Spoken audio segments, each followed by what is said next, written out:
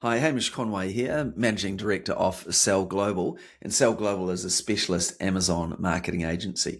Now, with this podcast, TACOS Tuesday, we normally focus on Amazon advertising, quite specific, and usually it's me interviewing Sebastian. But this time, because Sell Global is 10 years old this week, that we've flipped the script and Sebastian's going to interview me. And we're going to cover off on the journey of 10 years of helping brands, initially in New Zealand and then a lot of Australian companies, selling on the platform in the USA, UK, Europe, and in particular at the moment, Australia. So it's been a really fascinating journey of 10 years and almost accidentally started this agency. Well, kind of really, it was accidental. So I think if you own a business, I think you'll find this really interesting in terms of the journey and the different cycles. If you're involved in selling products or on the Amazon channel, I think you'll find it interesting in terms of the journey of the Amazon platform, where it's been and where we think it's heading. And just in general, if you are kind of interested in the journey of what a business takes. So hopefully you'll really enjoy this here. And I could have actually kept on going, but we had a time constraint, so there's more of the story to tell maybe at another time. But thanks so much for tuning in, and I'll hand you over to Sebastian. Hi, and welcome to TACOS Tuesday, episode 76. I'm Sebastian Hargraves, and you guys know me already. And today we're going to do something a little bit different. It's our 10-year anniversary, and today we're going to be interviewing Hamish, get a bit of an understanding of the brain behind the organization and the different stages that the company has gone through. So welcome, Hamish. Thank you, Sebastian. I think you make a great host, and we could switch it up going forward. I nearly introduced myself as Hamish Conway, so because that's all I've heard for 76 episodes. So no, but good. I think this is going to be an exciting episode, and a little bit different to what we've done in the past. So we've got a bunch of questions we're going to go through, get a little bit of an understanding of how it all started and whatnot. So let's start there. We're turning 10. Cast your mind back. Where did it all start, and how did that even happen? Yeah, well, so 2016 is 10 years ago, which is crazy how quick that's gone. So back in 2013, I heard from this guy, Ryan Dice, who we'll maybe loop back around to later, about selling on Amazon. So, and he was mentioning this guy, and it was called Amazing Selling Machine. And so I thought, right, I'm going to, at the time, I was in a job for the first time in ages. I was at a large accounting firm doing consulting. Prior to that, like, long backstory here, keep it relatively short. First business was like a corporate events, team building, outdoor adventure business, and leadership business had that. And then I did sales and marketing, coaching and training for like 3 years. And then I had an accounting firm. And selling that accounting firm, I ended up at a bigger accounting group. And in there I was doing this consulting to businesses, but I wasn't enjoying it. Like after a year and a half, I was like, I have to get out of here because I'd had my own businesses for so long. And so I made this start on selling on Amazon. So I spent like 3 months, which in hindsight now is quite funny, just researching what products I could sell. And in the end, because at the time I had a 2-year-old son, and I was worried about him just like whacking his head on things. And I got these foam edging products, and I called it Edge Armor. And so I ordered my first boxes of 200 units and shipped it into Amazon USA. And on the first day it landed, I sold 6 units. And I was like, holy cow, this actually works. It was amazing. So I'd really, like 3 months, I did all the training, studied everything, and probably just could have pulled the trigger a bit quicker, but it actually worked. And then it kept on selling. That first 200 sold out before I could get the next lot in. And anyway, so I started to go, great, let's do this. And so I had been, selling just the edge armors and different variations of it. And so that was like kind of through 2014 or halfway through 2014. I then quit the working at the bigger accounting group and went into selling on Amazon full time. So middle of 2014, and I hooked up with a friend of mine, Tim, and we started expanding the range and the baby category. And it started to go really well. And this is, we'll maybe talk a bit later about how the Amazon landscape has changed. And so these were products that I was getting from factories in China, basically putting them in plastic bags and a sticker on it with, we had maybe a brand on it a bit, but it was pretty basic. But we did like $1.2 million in our first full 12 months. And so it went out of the gate, went really well. So Tim, my business partner in that, he had some other investments, and there was a company called One Above, and then we had another connection to this honey company called Three Peaks. And then there was also, I got a couple of other people into selling on Amazon as well, going, hey, you should do this as well. It works. And we'll touch on Mark, who works for us now. And then, so there was Sophie Howard was one of those people, and she was having people asking her as well. She was smashing it out of the park. And so we decided, it's like, right, well, let's start an agency to help companies, because we were doing it anyway, but let's kind of formalize it. And so that was how it kind of accidentally came together.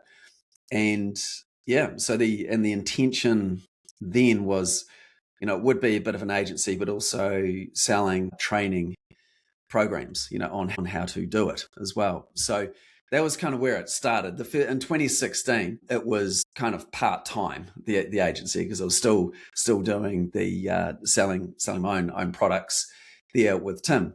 But due to some other factors in there, like getting letters from New York law firms telling us to cease and desist selling a particular nappy bag that was, was selling 40,000 US a month, and we thought that's awesome.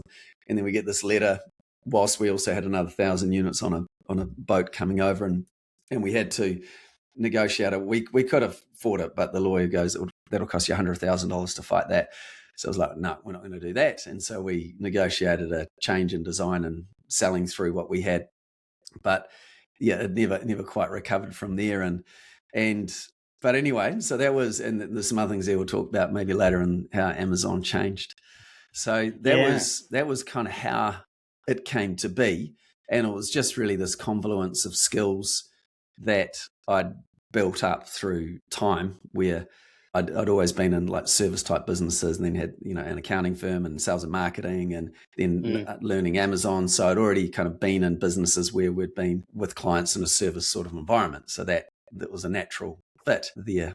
So anyway, that's great. That was the beginning. Yeah, and it's interesting how always practical experience where these kind of opportunities are born out of. When you see the need, it's not forced; it's very natural. So yeah, that's really cool. That's a cool story. So the agency's formed now. So how did you go about like getting your first customers? What did the first customers look like? Obviously, you said that it was a bit of a different model than probably what it is today. Yeah. So what did that look like? Well, it was really just starting to look at what were some New Zealand brands. Obviously, I'm a New Zealander, so we're looking at some New Zealand brands, and would try and line up meetings to go and see them and sell to them. And so it took until because we had some of the initial ones there. I was just looking back in the zero just to see who exactly were those first customers and what were they. There was this one company called Talon Systems that I'm trying to think how, I can't even remember how we got that there, but that was the first invoice that we sent. Not long after that was a company called Honey Sticks Crayons, who is actually still a customer to this day that we help with some content. And we got that through a referral. I grew up in Ashburton, and I was talking to a New Zealand sock company, and they had nice socks, good socks. But one of the people there goes, oh, I've got a friend who sells these crayons. They could probably do quite well. And so I just followed that referral, and it led to Luke Thompson. And then we got up and running, and we just did a percentage of sales type of deal. And those crayons, they were a small company at that time. I think they were barely $1 million. And now with 10 years on Amazon, they're absolutely smashing it. Amazing company. And they've just grown and developed. Obviously that's on them, but we were lucky enough to be a key part of their journey and getting going on the Amazon journey. And there was also another company called Halela Vanilla, who we got started on the platform, and still on the platform, going really well now. So that was some of the first customers, but it was just those referrals. And then we started to connect them with New Zealand Trade and Enterprise, and we did some talks at Chambers of Commerce and different things like that, and around Amazon that year, 2016. So it started to build interest that way, and just outreach, just that hustle. is what got things underway. Early day hustle. That's what you got to do. Yeah. So on that note, obviously the business is in its early infancy, and you talked about kind of being a part-time thing, and then that transition that happened. What did it look like from a revenue point of view? When did you kind of realize, okay, this is now something that's going to take my focus and be a lot more serious in regards to being a proper business? Yeah, that's right. So I mean, like the first financial year, 2016, we started like at the beginning of April, and first year we did $93,000. So that was not a lot, but it was kind of part-time, but it was a bit of a proof of concept, you could say. It was like, right, okay.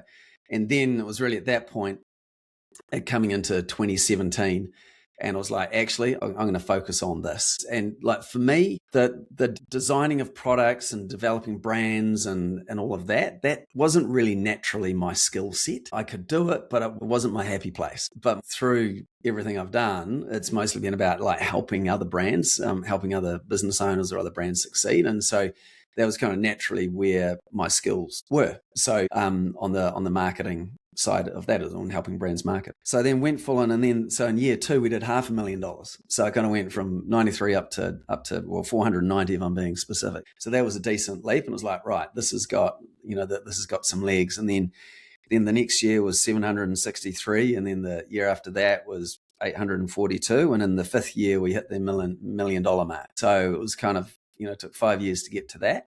And then the last 5 years, we now do more than double all that again. So it's, but even then, we'll maybe talk about later, it's like, kind of years 9 and 10 were the times that things really switched. But yeah, so it was almost that, making that decision to go all in, and then things started to happen.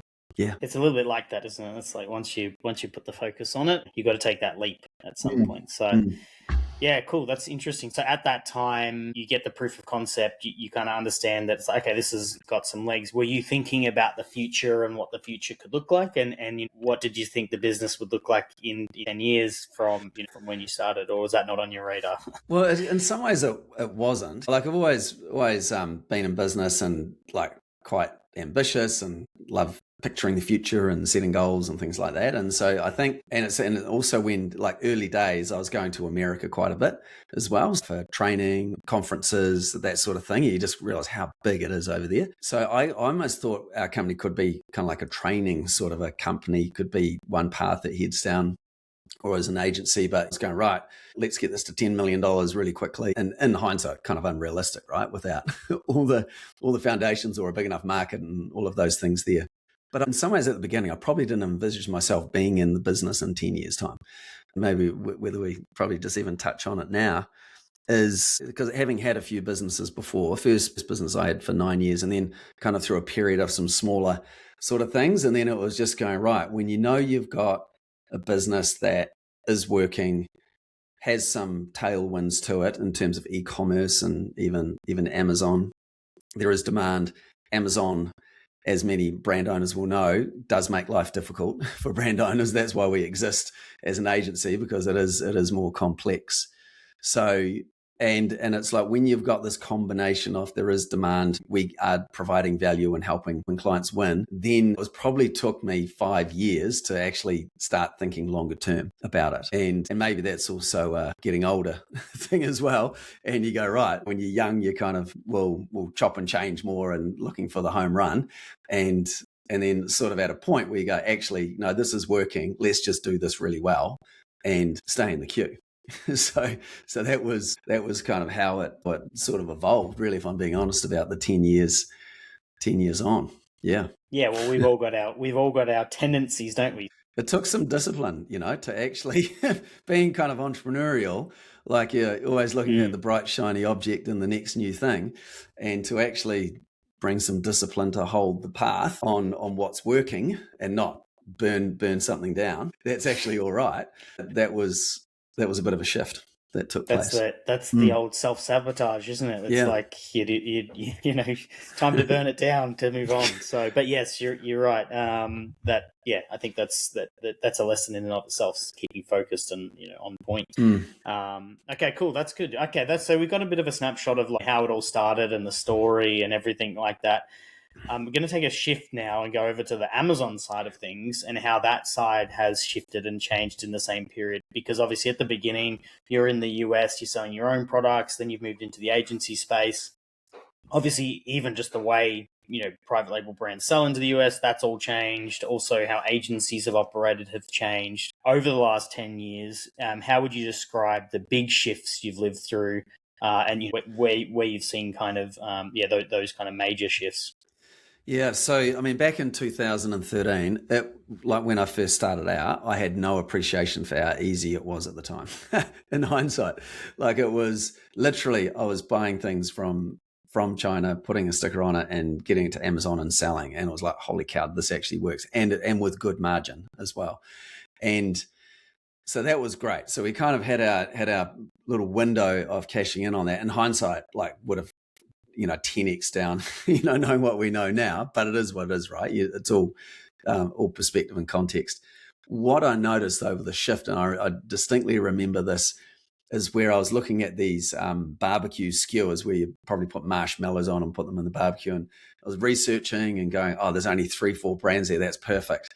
But because they were kind of big and heavy, they had to be shipped in from China. And by the time they arrived, and I was going back to do the listings, there were 50 competitors, and and it's like what changed is some tools came into being. Like there might have been one called Jungle Scout, I think was an early product there that was scraping the Amazon BSR rankings and finding, so you could find these niche opportunities where there were products that were selling well and but where there wasn't very much depth in competition, but a lot of depth in the search volume. And so the data piece came into play and software. So the information just became easier for people to get, and then combined with this amazing selling machine and other ones like it, thousands of people doing private label. So there was this really big private label push.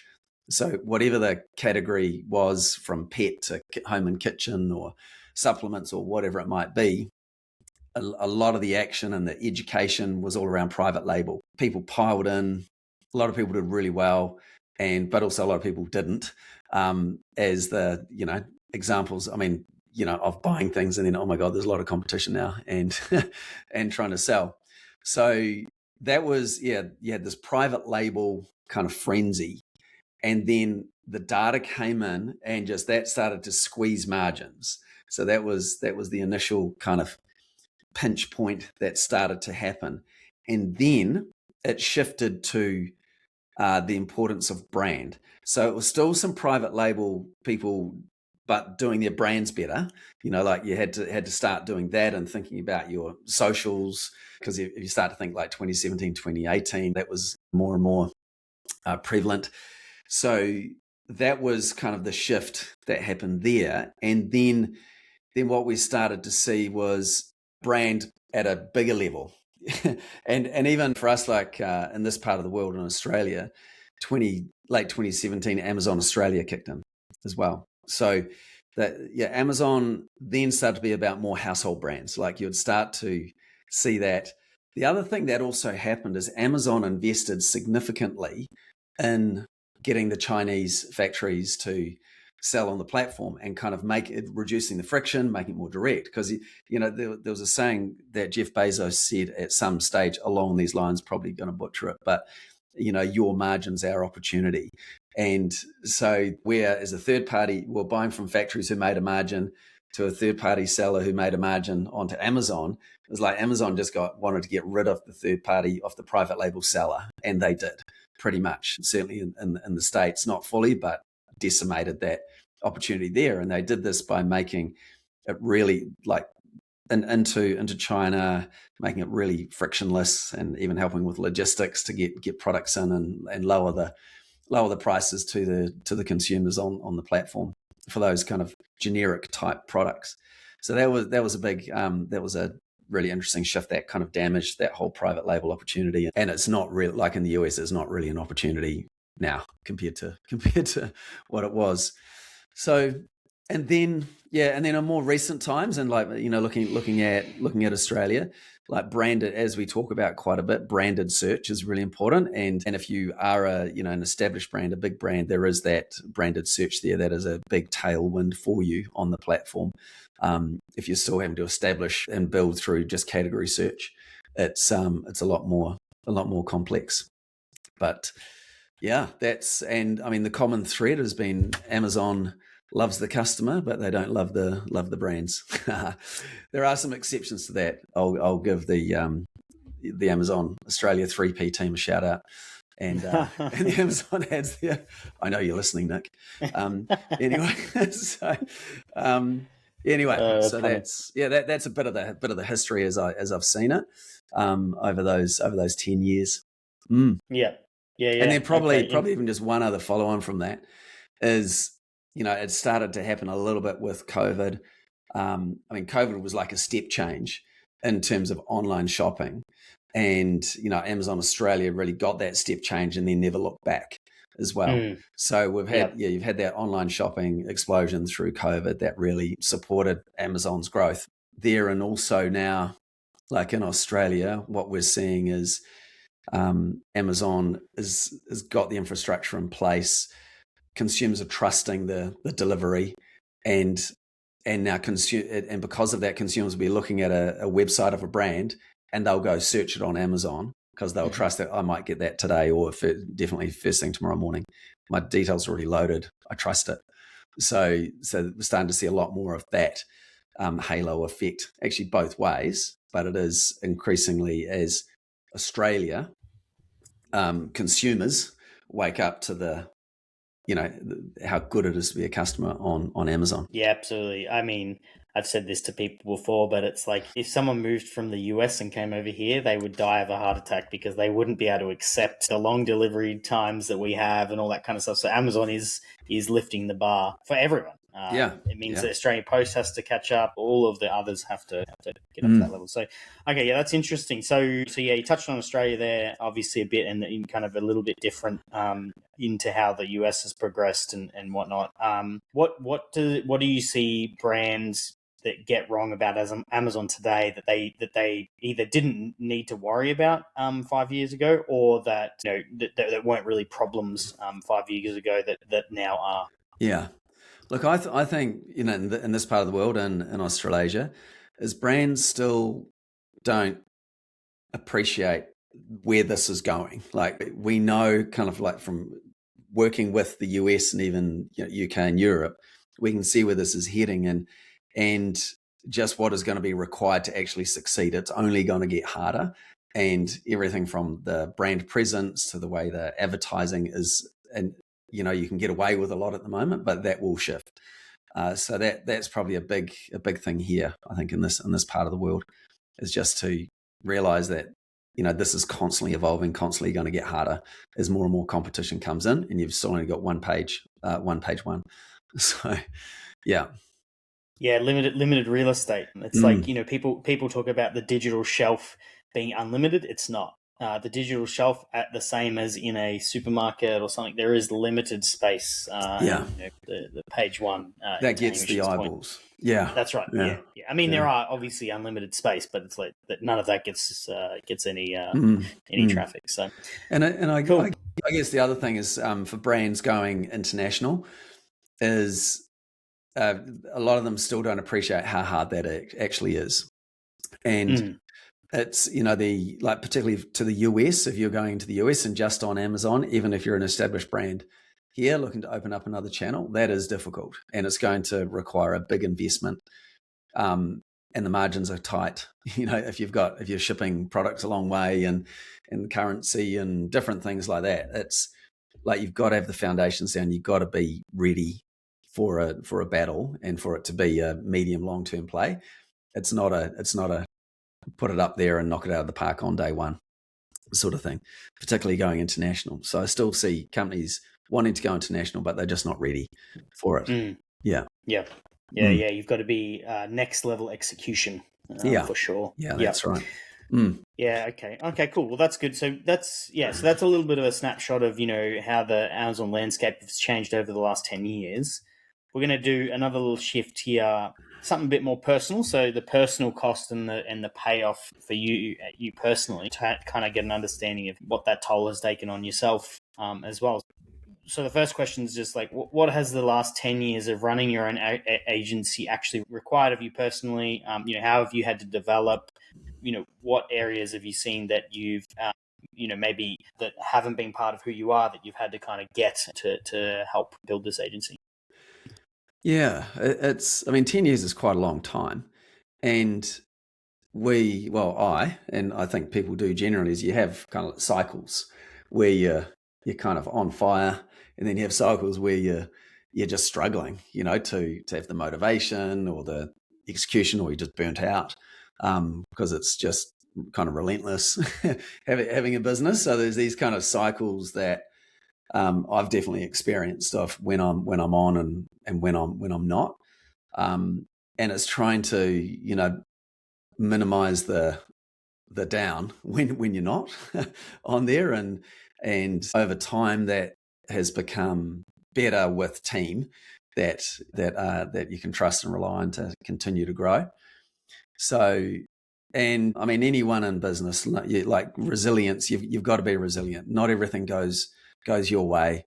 There's constantly disappointment. There's constantly things broken or things going wrong that you've got to deal with, and so that, I mean, you do kind of harden up to that, but it still doesn't necessarily get any easier. Like, and being relatively competitive, it still guts me when we miss out on a bid to get a client that you just absolutely know you could help really well, and then you miss out on that, and that is just like, I still just hate losing on those there. So that's there.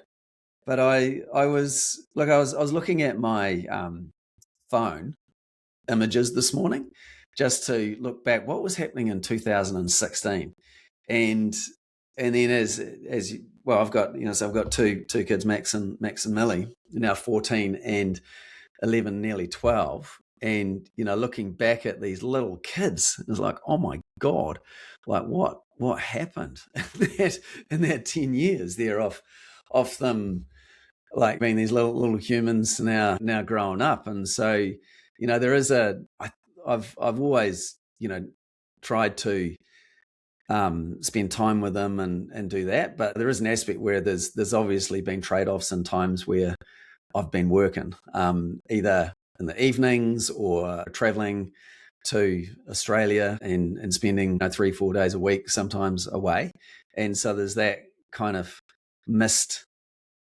times there, or those things there that's like, wish I had maybe been able to invest, if I had invested more time there. And it's not to say I don't think I've missed out. Like some other people are away for months and all of that. So, but there is just an aspect there that's kind of difficult, because I work hard anyway, like and have done, and there is that default, and working from home, like we're Cell Global now, fully remote team.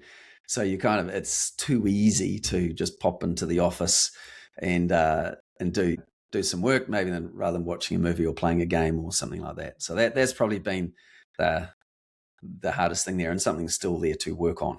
Yeah. That's right. Yeah, that's there's always trade-offs, isn't there? So okay, cool. So there's a concept here around staying in the queues, something that you've mentioned before that we've kind of got at the top of this episode. What does that mean to you, and how does it relate to your to year 10 being your best year by miles? Yeah. So back in the day, show my age, I used to learn a lot from this guy called Dan Kennedy, and he was an amazing marketer and copywriter and really good mindset and money mindset sort of a guy as well. And he just had this phrase about, like, you've got to stay in line, and most stay in line off the smorgasbord, right? So there's people queuing up for the smorgasbord, and on the smorgasbord is everything you could ever want. From they always put the carbs and the salads up front and the meat at the back, don't they? So you don't fill up on lobster's always at the end. At the very end, they don't want you filling up on carbs, filling your plate up on carbs. But so there's a concept of, but some people will look at the queue and just go, "Oh, this is taking too long. I'm going to go elsewhere," and then people kind of drop out of the queue, but if you stay in the queue, you will get to the front off the smorgasbord, and then everything you want is yours. And so, and this is like in business, and if you stay in the queue, you stay in the game, then you will get to what it is that you were doing it for, and in terms of the payoff. So that's what it is for me. And it was like this last year that as we're recording, this is the last day of the 27 financial year. Like, it's been our best year by a good margin, and it's almost felt for like the first time in having the agency that it's like, right, I can breathe more, and there's just the ability to make more strategic decisions rather than short-term reactive decisions, and it's quite a different thing that has literally come about from being 10 years. If I'd pulled the pin after 9, after 8, then that would have felt like a failure. But just hanging on that little bit longer, and then the game changes. So that's the staying in queue. So there is there's a resilience piece, there's a patience piece as well that a lot of business owners and entrepreneurs can struggle with, because we, particularly in a day and age of where we can get instant gratification, and so many online with different things, or an expectation that things should be instant. But the reality is the good things take time. Yeah. Good things come to those who wait, and I'm sure there's a lesson there for sure. Okay, cool. So that's really interesting. So, and kind of on that theme there, you talked about having the ability to breathe now, but obviously there was a time when that wasn't the case. I'd like to hear more about, was there a time where you did think about quitting, and when was that, and what did that look like, and what were obviously they're probably financial and stuff like that, but what did that look like, and kind of how did you get to the other side? There's an aspect there that probably the competitive nature in me. There's not a lot of quit there. So to a degree, there's certainly been like tricky times where you're sweating over, shit, I hope that customer pays us so I can then make payroll today. Sort of things happening, along the journey. Just those times, like if you're having a run of times where you might be winning some customers, or you lose some customers, and it's just like, or someone doesn't pay you, and you're just like, there's just that kind of grind. There's probably been a couple of times where I really just frustrated that things weren't going the way I thought they would go, but then it's really a reframe around going, okay, what can I control here? What can I focus on? Let's go again. So I think like that, for me, like I naturally probably do that. That said, I remember around when COVID was kicking in, and there was this, because I've had a business during the global financial crisis. I had a business during the bird flu back in like 2003, I think it was, and so I'd had these kind of experiences that weren't great. So like in 2003, when I had my first business there, and a conference business and adventure tourism business, like when the bird flu happened, like for 6 months, revenue dropped by 60%. And so I was having to like fire some staff, and those that stayed, like take a cut on pay that would make up once things came right. And in hindsight, didn't move fast enough to ended up losing like $100,000 in a period of time back then, which was a lot for me back then. And then the GFC, just seeing how immediate the impact was there in a number of sectors. So when this, when COVID is starting to kick in, I'm thinking, shit, I need to be decisive this time. and make some fast calls.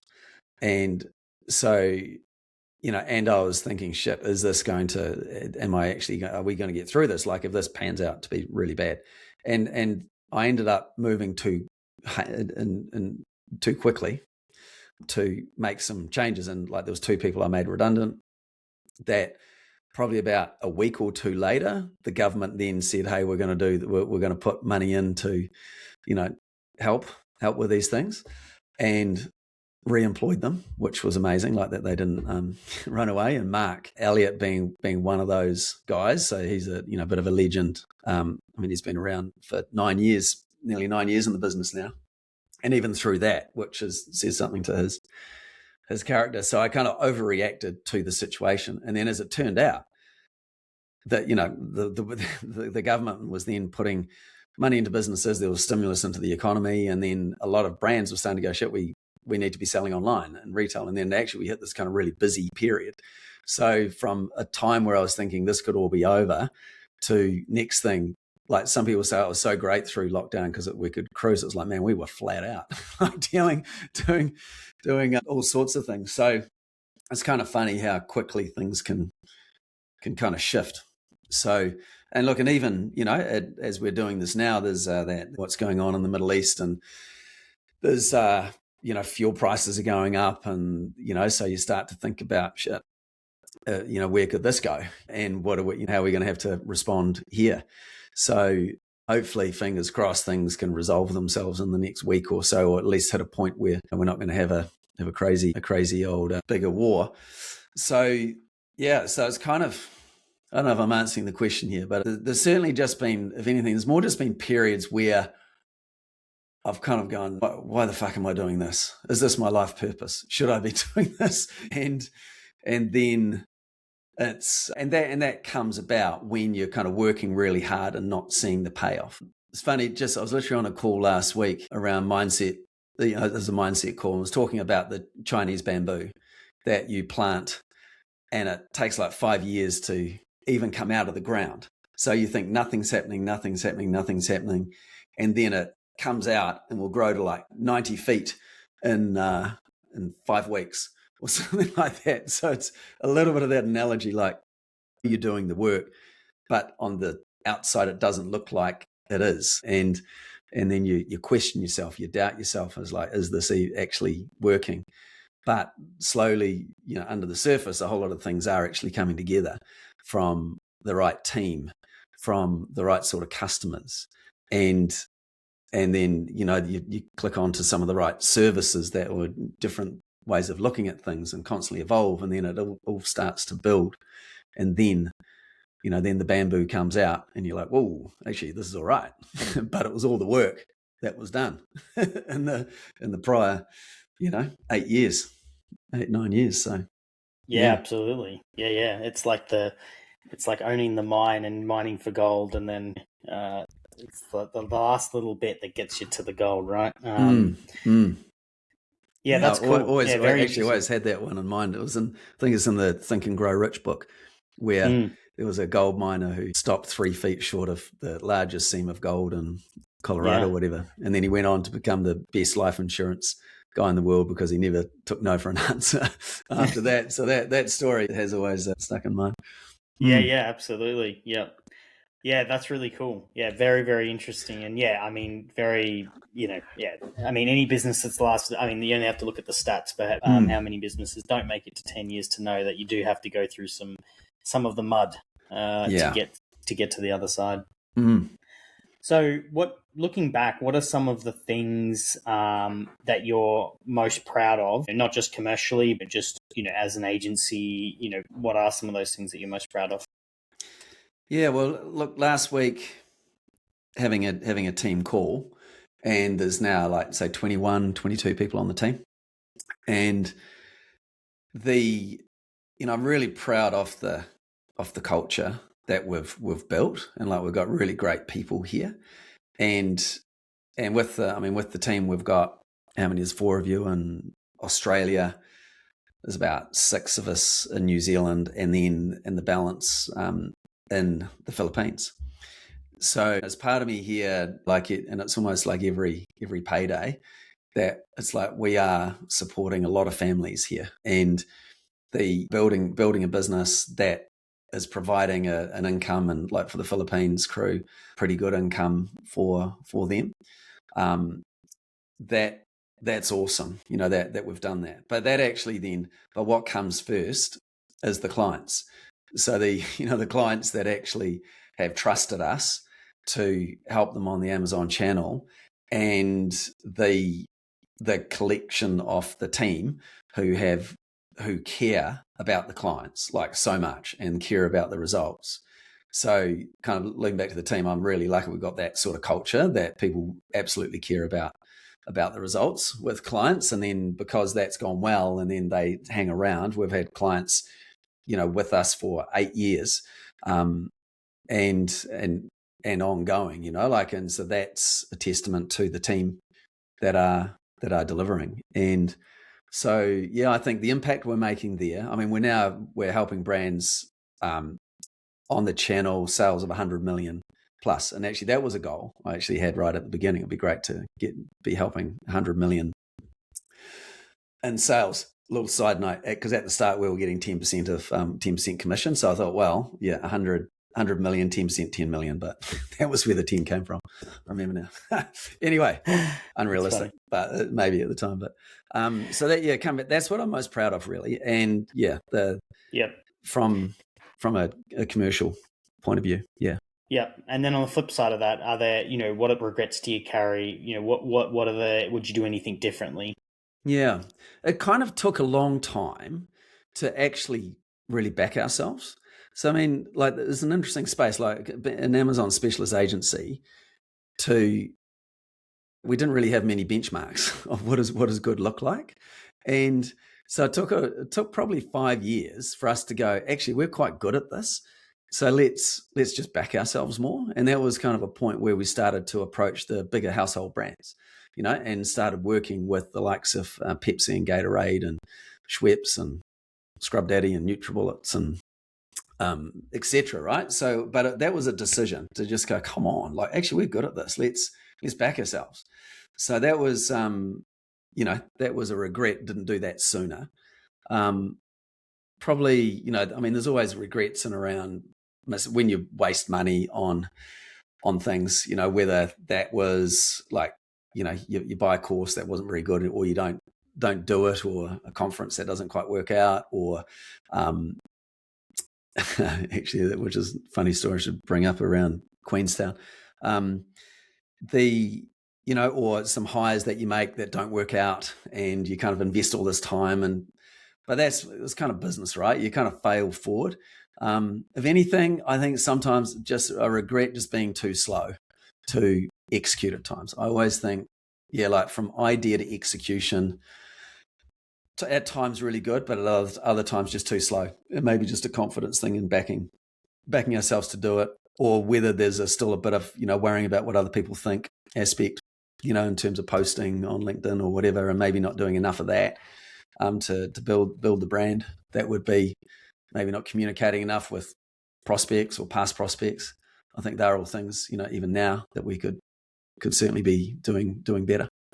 Yeah, absolutely. Yeah, it's always a work in progress, right? Like you never arrive. Yeah. So yeah. No, that's cool. So I'm aware of the time. We've probably only got another 5 minutes or so. I was thinking it probably is worth going to where we're going to go to. So where to next, or where to now, would be one of the topics I'd love to cover. What does the future look like for us? Yeah. So yeah, so on that point, where does Sell Global go from here? What's the vision for the next chapter? And what does the future look like for us? Yeah. So, I mean, and this is constantly evolving, right? So again, it's like, okay, what are we in control of is a kind of a starting point. And but essentially it's about how can we solve big problems? So in our space, what are the big problems that brands are having, and how can we solve them? And so we're kind of hungry to find those problems and then get really good at solving them. And then that's kind of an overriding principle, right? And then we've got with AI, what's coming that we're all dealing with now, right? And how can we utilize AI to make us faster at what we do and better at what we do to ultimately help brands sell more on the Amazon platform? Like, that won't change. There might be some, I mean, there is a big focus for us on Amazon ads, and I think there's so much exciting opportunity around that in terms of Amazon Marketing Cloud here, and just what's available to brands and with DSP. So that's a big part that we'll put a lot of attention on, that because it's still such a key driver of success on Amazon, and still too many brands wasting money or missing opportunity more than anything. They think they're doing okay and it might look okay, but actually they're just leaving a lot of money on the table. So that's a big focus for us there. And we may look at, some other like Asia Pac, like obviously up in Japan, because Richard from our team speaking Japanese, writing Japanese. So, the Japan opportunity is what we'll be looking at as well, and a lot more. And we've got a new client up that way as well. So that's there. And I think, for us, I mean, we've got people snapping at our heels. Like, there are more agencies in this space in Australia. And we've been around a lot longer than most. And so I'm conscious there that, like, we just have to continue to get better, not rest on our laurels. We've got amazing perspective about what good looks like. And just with the number of, dealing with thousands of SKUs and millions of dollars in ad sales, we've got amazing perspective that we've really got to leverage that. And so that's a key part, but not resting on our laurels, continuing to innovate, continuing to develop, and solving big problems for clients. So that's, that's kind of where we're going. Yeah, that's really cool. Yeah. No, I think there's a lot of good stuff there that is new, and probably a little bit part of like what you mentioned right at the beginning, which is how has Amazon changed? The data and the insights into a customer journey has changed so much from like way back then to what it is now. So what we have access to and how that can inform strategy and whatnot is just so much different to what it used to be. Well, probably even in the last 4 or 5 years, let alone 10. And you might have touched on this a little bit then, as you kind of mentioned, but what you're most excited about right now, maybe we can finish up on that one. Maybe it is the, us being able to really truly help brands. But maybe wrap it up for us in a nice little bow with, what you're most excited about right now. Well, what I'm most excited about is we're in a really good spot that we can, like we've kind of getting the foundations for the next level, right? So we're obviously working with a coach now to get our foundations really strong to go to the next stage, and just continuing to bring more clarity into our service offerings and value engines that we've got and our team. So making sure everyone's clear, and it's kind of like we're growing up as a business now. So I'm excited about that and where that will lead to in terms of being able to go to the next level, and with that, for me is like a big thing I've still got to learn, even though I've been in business now 29 years. For me, it's still like leadership and my skills and around that area, like honing that and really how I can coach and lead the team better. And there's a letting go piece required, and I think I've kind of let go reasonably well on the delivery side. Haven't so much on the sales and marketing side, but we've got like Pip coming into the business shortly, so that'll be great. But there is still a letting go, and then being able to just coach and lead the team. And like I'm excited. I mean, you coming on as a shareholder this year's been awesome, and you've contributed so much and bringing that so much energy and